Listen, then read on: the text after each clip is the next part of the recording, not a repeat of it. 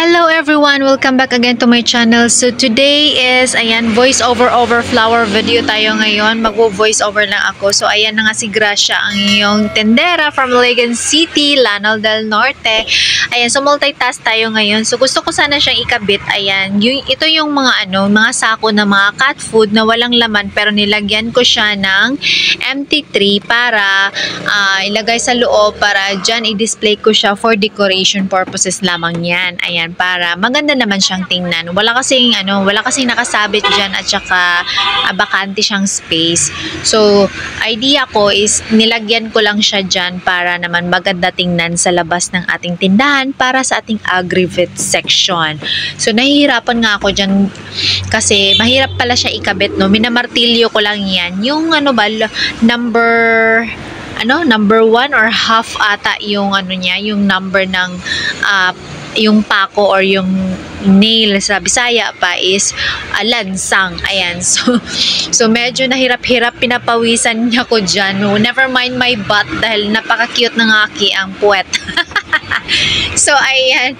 So nilagay ko lang siya dyan para naman for decoration purposes. So sabi nga nung driver ng padjak, bakit daw hindi na lang daw ako mag-utos para may gumawa niyan. So sabi ko naman, sayang naman yung sayang naman yung ibabayad ko, kaya ko naman siyang gawin since nga yung husband ko is nag-work pa, so ako na lang yung gumawa.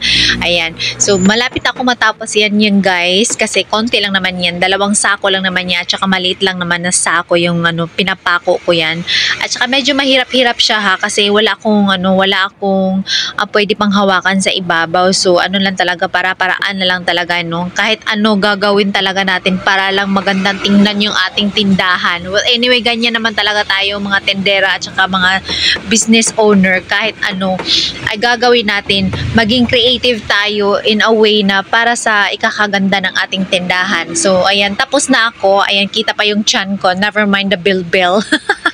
Well, tapos na ako. Bababa na si Madam. Ayan, so dali-dali akong bumaba kasi nga may bibili ng sigarilyo. Ayan, that's it. So, nakabit ko na siya. Ayan na. Ayun. So, yun yung pang-decoration ko lang naman yan. Tapos, ito yung ating sa box. 2 compartment na yan. At saka, ito yung ating mga powder na gamot at saka vitamins. Ayan. So, meron din tayong shampoo ng manok. Ayan. So, ito yun yung ating feeds.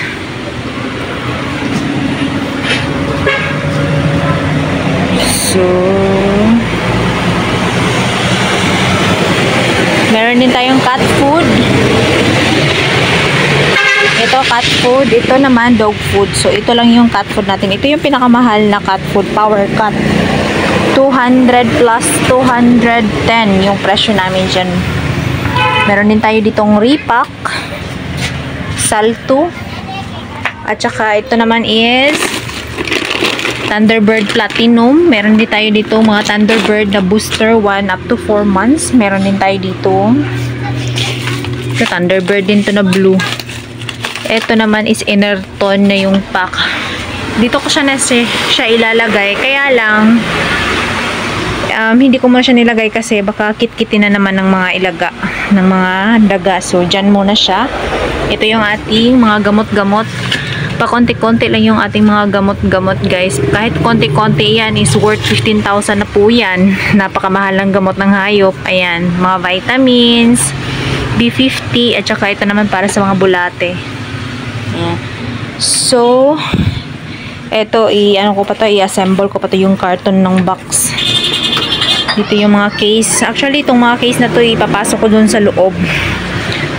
Kasi nakaharang siya dito. Balak naman kasi dito maglagay ng bigasan. Ayan. Sa dito na area. Pero hinay-hinay lang tayo. Huwag muna nating bibiglain para smooth lang yung ating paandar. Kasi ngayon lang ulit tayo nakabalik sa titinda ng mga feeds after 2 months. So, 2 months din tayo nagre-rest sa pagtitinda ng feeds.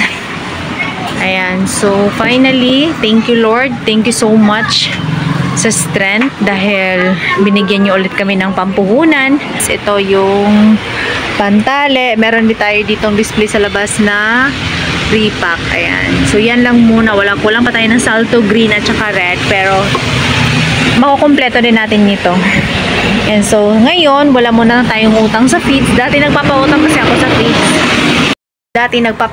ako sa feeds. Kaya, yun, nahirapan ako mag-collect nun sa mga, sa collectible ng mga utang. Kaya, yun, ang nangyari, nahihirapan ako sa pag-collect ng mga pautang. Tapos, yung iba is ang tagal nagbayad until now may utang pa sa amin. So ngayon ang ginawa ko is in-stop ko muna siya for 2 months para makulit ko yung may balance sa amin, at saka yung iba naman is for new beginning, yung pag-o-open ulit ng mga feeds para hindi na sila uutang. So baka isipin nila ay kaya hindi sila nagtinda kasi nalugi. So yun yung gusto kong iisipin ng mga tao para ngayon is maghesitant na sila na mag-utang sa amin.